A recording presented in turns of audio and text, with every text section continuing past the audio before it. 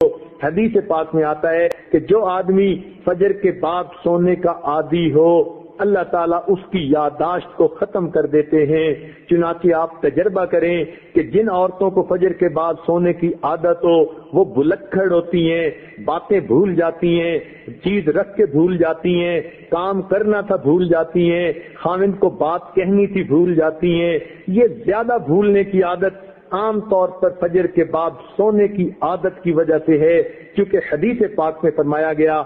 اور بعض روایات میں تو یہ بھی آیا کہ حلال رزق ان کے لیے تنگ کر دیا جاتا ہے، لہذا ان کو ادھر ادھر کا ملا جلا تو بہت کچھ مل جائے گا، حلال رزق کے دروازے بند کر دیے جائیں گے فجر کے بعد سونے والوں کے لیے۔ ہاں کوئی آدمی ایسا کہ جس کی ہے ہی ڈیوٹی رات کی، وہ اگر ساری رات جاگا فجر پڑھ کے سو گیا تو وہ اس بات سے خارج ہے۔ ہاں وہ اللہ والے جو راتوں کو جاگتے ہیں وہ عام طور پر اشراق کی نماز کے بعد پھر تھوڑی دیر آرام کرتے ہیں۔ اشراق کے بعد سونا بالکل ٹھیک ہے، بزرگوں کی عادت رہی ہے، مگر فجر اور اشراق کے درمیان حد الوسع نہیں سونا چاہیے، سوائے اس کے کہ رات کا حصہ انسان اتنا جاگے کہ اب یہ سوچے کہ نہیں سوؤں گا تو سارا دن مجھے کام کرنے کے اندر رکاوٹ ہوگی، پھر اس کی اجازت ہے۔ عام عادت نہیں بنانی چاہیے۔ دیکھا یہ گیا ہے کہ جن گھروں کے اندر کچھ کھانا پینا ہوتا ہے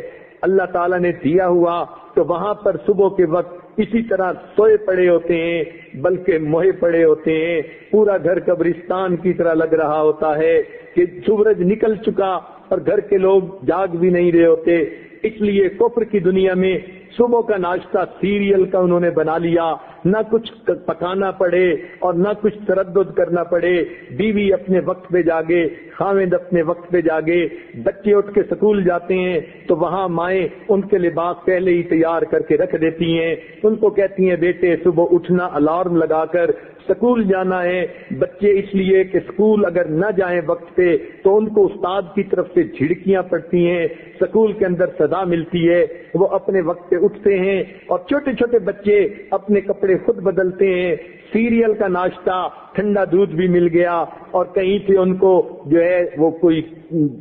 سیریل بھی مل گیا تو بچے یہی کھا کے چلے جاتے ہیں۔ تو کفر کی دنیا نے ناشتہ اس لیے آسان کر لیا تاکہ جاگنے کی تکلیف اٹھانی نہ پڑے۔ اس لیے مسلمانوں کا جو ہے معاشرہ اس میں عشاء کے بعد جلدی سونا اور صبح کے وقت جلدی جاگنا۔ چنانچہ صحابہ کرام کے زمانے میں تہجد کے وقت اگر کوئی مدینہ میں چلتا تھا تو یوں آواز آتی تھی گھر گھر سے قرآن پڑھنے کی، جیسے شہد کی مکھیاں بن بھنانے کی آواز ہوتی ہے۔ اس لیے ہمیں چاہیے ہم صبح کے وقت اٹھیں، عورتیں صبح کے وقت اٹھ کر نماز پڑھیں، اگر تہجد پڑھیں تو کیا ہی بات ہے، قرآن کی تلاوت کریں، درود شریف پڑھیں، استغفار پڑھیں۔ صبح کے وقت گھر کے اندر عبادت کا کرنا پورے دن کو جو ہے اپنے جو ہے عبادت جو ہے منور بنا دیتا ہے۔ بلکہ ہم نے تو بعض بزرگوں کا یہ عمل بھی دیکھا، وہ فرماتے ہیں کہ جس آدمی کی فجر کی نماز قضا ہوتی ہے وہ آدمی کا دن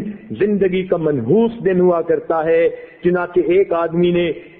قسم اٹھا لی کہ میں اپنی بیوی کو منحوس دن طلاق دوں گا۔ اب اسے سمجھ نہیں آتی تھی کہ میں قسم تو اٹھا بیٹھا، منحوس دن کون سا ہے؟ کسی فقیہ کے پاس گیا، انہوں نے فرمایا جس دن تمہاری فجر کی نماز قضا ہو جائے وہ تمہاری زندگی کا منحوس ترین دن ہے، تم اس دن یہ کام کر گزرتے ہو۔ بعض ایسے بزرگوں کو بھی دیکھا کہ جو وقت کے حاکم تھے مگر انہوں نے دستور بنایا ہوا تھا، وہ سوچتے تھے کہ جو آدمی فجر کی نماز وقت پہ پڑھ لیتا ہے حدیث پاک کے مطابق اللہ کی امان میں آ جاتا ہے، لہذا وہ حد جو ہے وہ جو سزائیں دینی ہوتی تھی تعزیرات کی وہ اس وقت تک نہیں دیتے تھے جب تک کہ یہ یقین نہ کر لیتے کہ آج اس نے فجر کی نماز نہیں پڑھی۔ اگر پڑھ لیتا تھا تو فجر دوست کو سزا دینا مؤخر کر دیتے تھے کہ اگر یہ اللہ کی امان میں آ گیا ہم کیوں اس کو سزا دیں۔ تو مسلمانوں کے نزدیک تو فجر کے وقت جاگنا اتنا اہم ہے،